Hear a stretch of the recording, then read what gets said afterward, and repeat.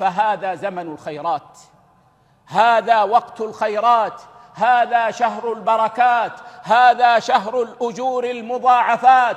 إن لم تقبل اليوم فمتى تقبل؟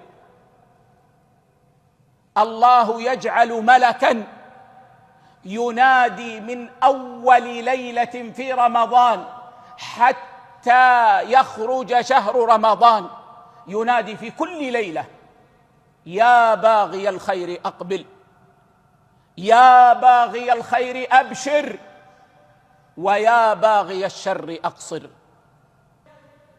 فهذا هو وقت الاجتهاد في العمل.